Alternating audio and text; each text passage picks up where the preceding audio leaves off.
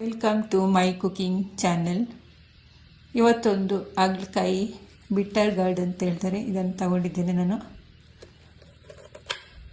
Subscribe ಮಾಡಿಕೊಂಡು ವಿಡಿಯೋವನ್ನು watch ಮಾಡಿ, ನಿಮ್ಮ ಫ್ರೆಂಡ್ಸ್ ಫ್ಯಾಮಿಲಿಗೆ ಶೇರ್ ಮಾಡಿ. ನಾನು ಈ ರೀತಿ ತೆಳುವಾಗಿ ಕಟ್ ಮಾಡ್ಕೊಳ್ತಾ ಇದ್ದೇನೆ. ಒಂದು ದೊಡ್ಡ ಹಾಗಲಕಾಯಿಯನ್ನು ತಗೊಂಡಿದ್ದೇನೆ.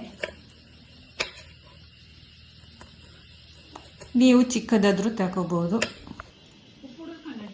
ಕಟ್ಟಾದ ನಂತರ ಈ ರೀತಿಯಾಗಿದೆ ನೋಡಿ. ಇವಾಗ ಇದಕ್ಕೆ ಒಂದು ಚಮಚದಷ್ಟು ನಾನು ಉಪ್ಪನ್ನು ಸೇರಿಸ್ತಾ ಇದ್ದೇನೆ. ಕಲ್ಲುಪ್ಪಾದರೂ ಹಾಕೋಬೋದು, ಇಲ್ಲಾಂದರೆ ಪುಡಿ ಉಪ್ಪನ್ನಾದರೂ ಹಾಕೋಬೋದು. ಈ ಥರ ಮಿಕ್ಸ್ ಮಾಡಿ ಒಂದು ಹಾಫ್ ಆನ್ ಅವರ್ ಇಡಬೇಕು. ನೀರೇನು ಸೇರಿಸೋದು ಬೇಡ. ಇದರಲ್ಲಿರುವಂತಹ ಕಹಿ ಅಂಶ ಎಲ್ಲ ಹೋಗುತ್ತೆ.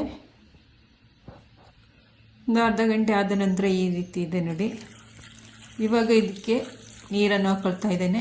ನೀರನ್ನು ಹಾಕ್ಕೊಂಡು ಚೆನ್ನಾಗಿ ವಾಶ್ ಮಾಡ್ಕೊಳ್ಬೇಕು, ಒಂದು 2-3 ಸತಿ.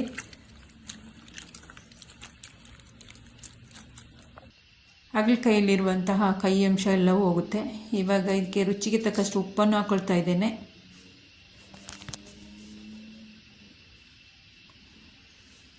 ಇದು ಕಡಲೆ ಹಿಟ್ಟು ಒಂದು 2 ಚಮಚದಷ್ಟು ನಾನು ಹಾಕ್ಕೊಳ್ತಾ ಇದ್ದೇನೆ.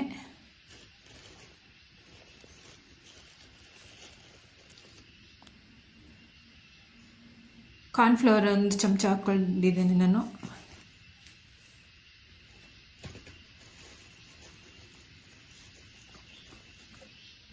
ಅರಿಶಿಣದ ಪೌಡರನ್ನು ಸಹ ಹಾಕ್ಕೊಂಡಿದ್ದೇನೆ ನಾನು, ಚಿಟಿಕೆಯಷ್ಟು, ಒಂದು 1/4 ಚಮಚದಷ್ಟು. ಒಂದು ಅರ್ಧ ಚಮಚದಷ್ಟು ಚಿಲ್ಲಿ ಪೌಡರನ್ನು ಹಾಕ್ಕೊಂಡಿದ್ದೇನೆ.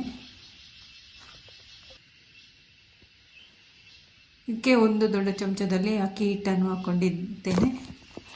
ಎಲ್ಲವನ್ನು ನೀಟಾಗಿ ಮಿಕ್ಸ್ ಮಾಡಬೇಕು. ಹಾಗಲಕಾಯಲ್ಲಿ ನೀರಿರುತ್ತೆ, ಸ್ವಲ್ಪ ನೋಡಿಕೊಂಡು ಹಾಕ್ಕೊಳ್ಬೇಕು. ಇದಕ್ಕೆ ಸ್ವಲ್ಪ ಗರಂ ಮಸಾಲ ಮತ್ತು ಜೀರಿಗೆ ಪೌಡರನ್ನು ಸಹ ಹಾಕ್ಕೊಂಡಿದ್ದೇನೆ ನಾನು.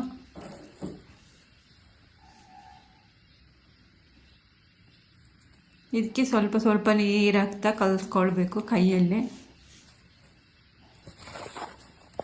ತುಂಬ ನೀರನ್ನು ಮಾಡೋದು ಬೇಡ.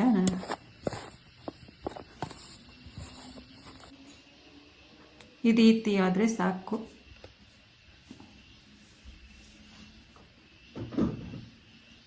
ಇವಾಗ ಒಂದು ಬಾಣಲೆಯನ್ನು ಬಿಸಿಗಿಟ್ಟು ಇದಕ್ಕೆ ಕುಕ್ಕಿಂಗ್ ಆಯಿಲನ್ನು ಹಾಕ್ಕೊಂಡಿದ್ದೇನೆ. ಬಿಸಿಯಾದ ನಂತರ ಎಲ್ಲ ಒಂದೊಂದಾಗಿ ಎಣ್ಣೆಯಲ್ಲೇ ಬಿಡಬೇಕು. ಮಧ್ಯಮ ಉರಿಯಲ್ಲಿ ಇಟ್ಕೊಂಡು ಬೇಯಿಸ್ಕೊಳ್ಬೇಕು.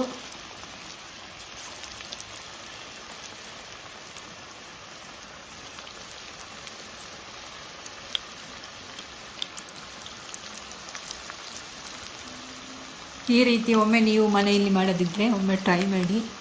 ಹಾಗಲಕಾಯಿ ಕೈ ಎನ್ನುವವರು ಸಹ ತಿಂತಾರೆ, ಕೈ ಏನು ಬರಲ್ಲ. ಎಲ್ಲರಿಗೂ, ಮನೆ ಮಂದಿಗೆಲ್ಲ ತುಂಬ ಇಷ್ಟ ಆಗುತ್ತೆ. ಈ ಥರದೊಂದು ರೆಸಿಪಿ ಮಾಡಿ ನೋಡಿ ನೀವು.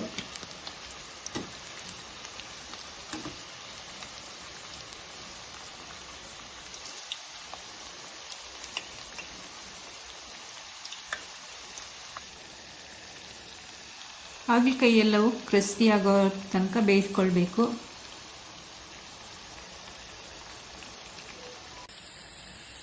ಗರಿಗರಾಗುವವರೆಗೂ ಬೇಯಿಸ್ಕೊಳ್ಬೇಕು. ಮಗುಚಿತ್ತ ಬೇಯಿಸಬೇಕು, ಇಲ್ಲಾಂದರೆ ಸೀದೋಗುತ್ತೆ ಒಂದೇ ಸೈಡ್ ಬೆಂದರೆ.